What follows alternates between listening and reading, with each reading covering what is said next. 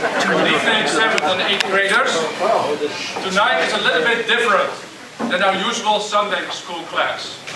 Do you know why? Ooh, because it's evening and normally our class is in the morning. That's exactly right, John Wesley. It's only different that I can think of. You're a bright fellow. The students don't realize it yet, but one day they'll be very famous. Let me introduce them to you. Martin Luther, founder of the Lutheran Church and author of the Luther Bible. John Calvin, who started Calvinism, which led to the Presbyterian and Reformed churches. Mrs. Bradford, clever who came to America on the Mayflower and is married to Governor William Bradford. John Wesley, founder of the Methodist movement. Isaac Newton, who developed the theory of gravity. And Mark Twain, humorist and author of books on Huckleberry Finn and Tom Sawyer. First, I would like to ask you why you are attending my Sunday school class. Let me start with Martin Luther. May I ask you why you are here? When I was 21 years old in the year 1504, I attended college in Germany to become a lawyer. One day I was horseback riding, and I found myself in the midst of a terrible thunderstorm. A lightning bolt struck nearby, and I was terrified. I cried out, "Help! St. Peter, I promise I will become a monk." After that, I quit law school and came to your class.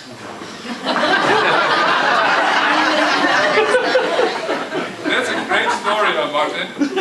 I'm wondering if your contemporary John Calvin has a similar story to tell.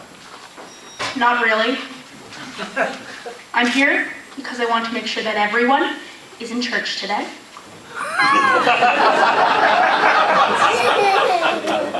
I'm not doing any work, playing sports like soccer, or buying donuts. Mr. Krivishek! Mrs. Bradford, it is nice to see you. We are just about to celebrate Thanksgiving. What brings you here? When I was living in England, we were not allowed to gather for Sunday school. Then I moved to Leiden in Holland, but the Dutch were way too liberal for me. So they were already liberal in the year 1620, 400 years ago? I heard about your class, so I decided to become a pilgrim and boarded the Mayflower and sailed under terrible circumstances to Plymouth in Massachusetts. Mrs. Bradford is an expert in carving up turkeys, a skill she learned from her native Indian friend, Squanto.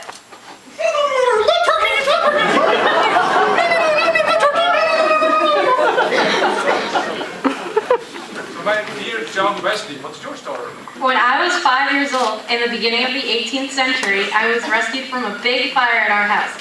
This made a big impression on me, and I wanted to do something meaningful with my life. That is why I came to your class. Well, John, I'm glad you survived that fire. There wouldn't have been a Methodist church otherwise. I'm sure Pastor Eric Fjelldahl is happy to meet with you after class. Let's move to Sir Isaac Newton. It looks like you have seen better days. What happened? Well, I invested in the stock market during the South Sea bubble in the year 1720. Initially, my investments did very well and the value of my portfolio went up to the moon. But one day, it went poof, and my investments plummeted to the earth like this ball. That's how I invented the theory of gravity. Mark Twain, I'm very, very surprised to see you here. You don't strike me as a type interested in Sunday school. You're absolutely right about that, teacher. I like to have fun, and Sunday school is no fun at all. I heard that you're going to talk about golf tonight, and I wanted to give my humble opinion of that silly sport. Golfers are always hitting the ground with sticks, just like the cavemen did.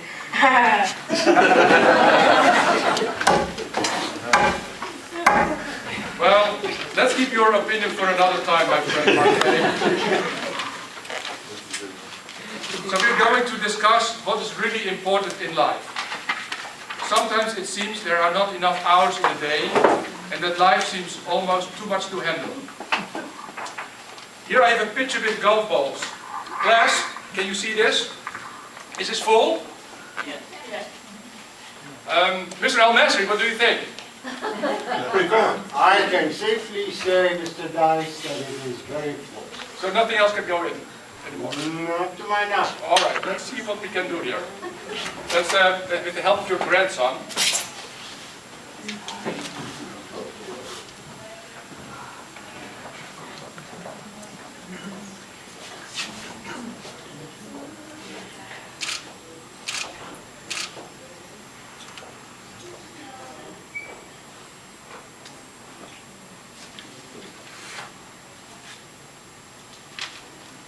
right. So, what do you think? Is this full? Yes? Yeah, definitely.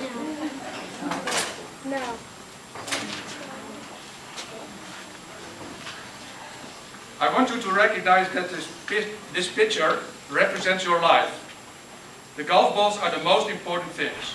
Your family, your friends, your health, your school. If you lose everything else and these things remain, your life would still be full. The sand is everything else, the small stuff.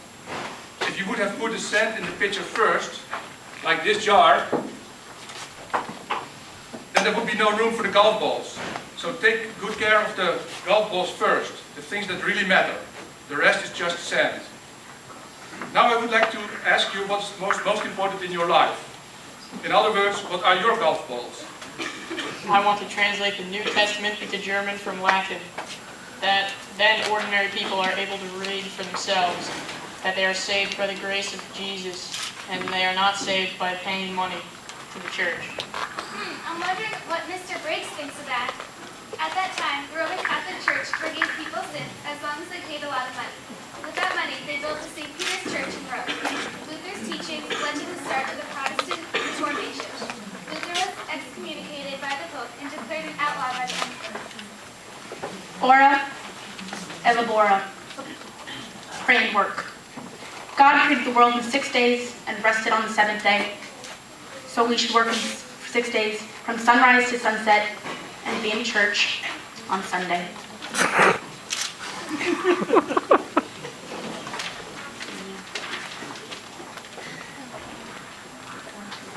I would like to organize Meals on Wheels for the elderly, a midnight run for the homeless.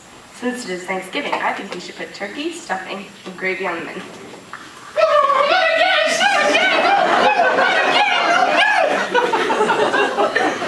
I plan to give air sermons in Waveney Park. I would also like to bring an end to slavery and live in grace and peace.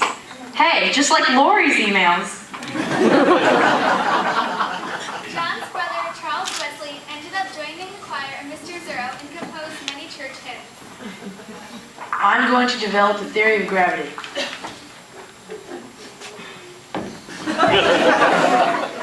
And study the motions of the earth and the stars. My dear friend Mark Twain, what is your golf ball? I don't have a golf ball. I still think it is a silly sport. After all, playing golf is like a good walk spoiled. All right, Mark. For you, playing golf is clearly an example of sand. Something that is not important to you. Perhaps you soured with the sport after hitting golf ball into a sand trap, a bunker. So class, do you know other examples of sand? Things that are not important. Raking leaves on a blustery day in Mr. Walbert's backyard.